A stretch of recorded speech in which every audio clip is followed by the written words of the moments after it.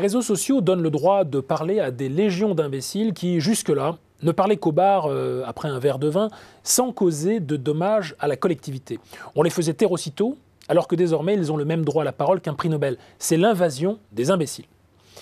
Un an avant sa mort, le grand intellectuel italien Umberto Eco faisait cette déclaration intempestive à un parterre de journalistes, un jour de remise de décoration académique. Or, cette razzia de la part des imbéciles sur le temps de parole, cette imbécilité de masse rendue inéluctable du fait des médias sociaux, donne le ton de cet essai d'un auteur, Maurizio Ferraris, dont j'ai déjà eu l'occasion de parler sur cette antenne concernant la relation que nous entretenons avec nos portables.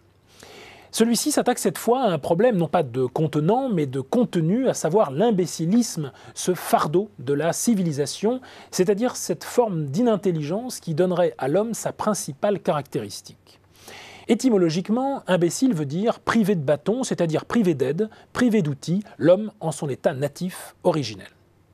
Ferraris abonde en effet pour donner finalement raison à Eco en ajoutant que les médias sociaux permettent non seulement de propager l'imbécilité, mais encore de la révéler.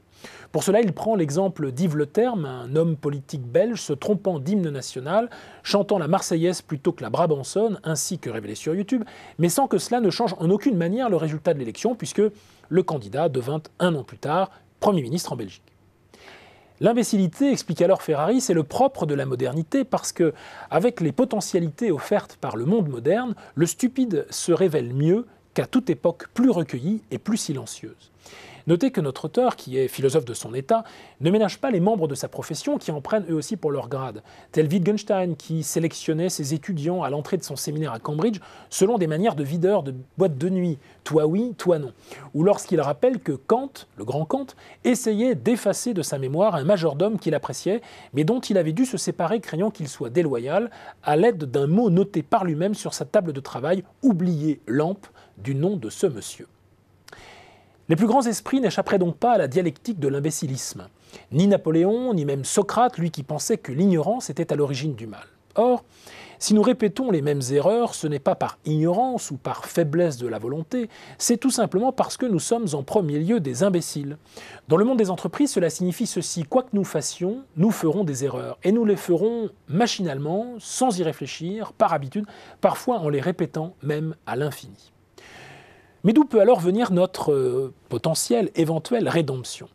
Faudrait-il par exemple pratiquer le renforcement neuronal, comme semblent le conseiller les spécialistes de l'intelligence artificielle ? Ce n'est pas la voie choisie par notre auteur, que je soupçonne de s'attendrir au fond devant ce qu'il décrit. Reconnaissons ainsi que découvrir que le leader Maximo est un imbécile peut parfois avoir des effets plus émancipateurs qu'une révolution, écrit Ferraris. La naïveté, par exemple, d'entreprendre, notre candeur face à la possibilité de changer le monde, tout cela participe du dynamisme de la vie humaine en général et des organisations en particulier.